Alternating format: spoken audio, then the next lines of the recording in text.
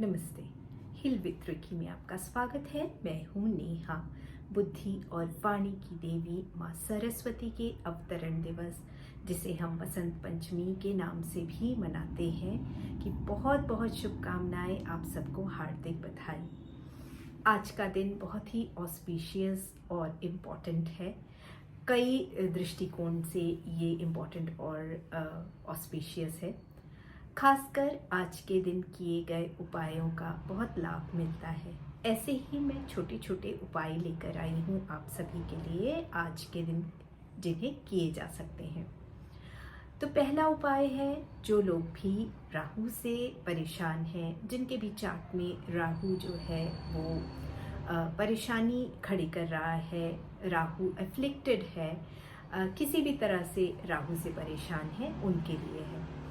तो आपको करना क्या है, आपको अपने घर के आसपास जो भी माँ सरस्वती का मंदिर है वहाँ पर जाकर आपको माँ सरस्वती को नीले रंग के फूल अर्पित करना है।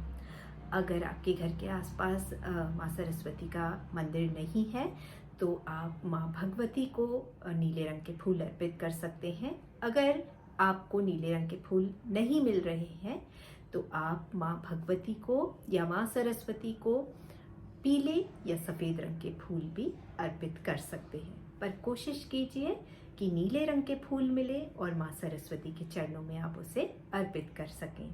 इस उपाय से आपको राहु से हो रही परेशानियों से बहुत लाभ मिलेगा, आपके जीवन में शांति आएगी।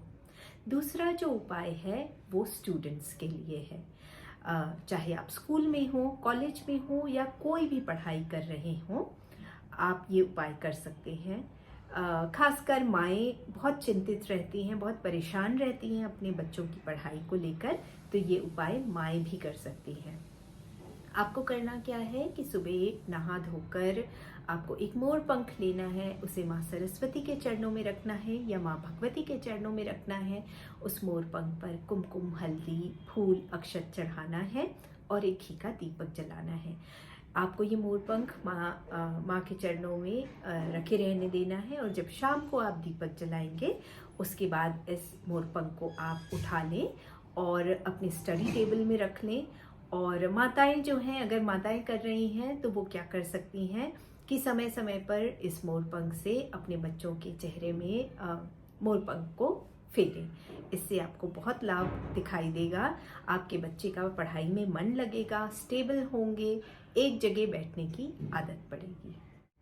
जो तीसरा उपाय है वो, उसमें आपको क्या करना है, आप मोर पंख लेंगे ऑड नंबर्स में, जैसे कि 3, 5, 7, इस तरह से आपको मोर पंख लेने हैं और उनका बंडल बनाना है। 4 बंडल बनाएंगे आप इस तरह से और अपने घर में इसे चारों दिशाओं में रख देंगे। तो अगर आपके घर में किसी भी प्रकार का वास्तु दोष हो, कोई डायरेक्शन जो आपके घर का है वो इम्बैलेंस्ड हो, तो इस उपाय से आपके घर का वास्तु दोष दूर होता है, आपके डायरेक्शंस बैलेंस्ड होते हैं। तो ये कुछ छोटे छोटे उपाय हैं जो बहुत ही इम्पैक्टफुल और पावरफुल हैं और इसे करने से आपकी ज़िंदगी में स्टेबिलिटी आएगी, एक बैलेंस बना रहेगा और आप अपने जो लाइफ पाथ है, जिस रास्ते पर आप चल रहे हैं, उन रास्तों पे आपको क्लैरिटी मिलेगी। एक बात और कहना चाहूँगी कि याद रखिए, ये केवल एक दिन का पर्व नहीं है। हमें ज्ञान, विजडम, वाणी में मधुरता, समझदारी, ये हमेशा बनाए रखनी चाहिए। और अगर हम वाकई में माँ सरस्वती को कुछ अर्पित करना चाहते हैं तो अपने जीवन को इस तरह से ढालें कि हम ये ध्यान रखें कि हमारे पास जो ज्ञान है उस ज्ञान का विस्तार हो। ज्ञान होना कोई बड़ी बात नहीं है, पर उसका विस्तार करना बड़ी बात है। तो आपको जो नॉलेज है उस नॉलेज को बांटिए, साथ ही अपनी वाणी में मधुरता बना के रखिए, किसी से भी कटु शब्द नहीं बोलिए। वेस्टेज ऑफ एनीथिंग हमें नहीं करना है, खासकर बुक्स, पेपर, ये सारी जो चीज़ें हैं, जो पढ़ाई से रिलेटेड चीज़ें हैं, इनका वेस्टेज हमें नहीं करना है, इसका बहुत ध्यान रखना है। डे टू डे लाइफ में।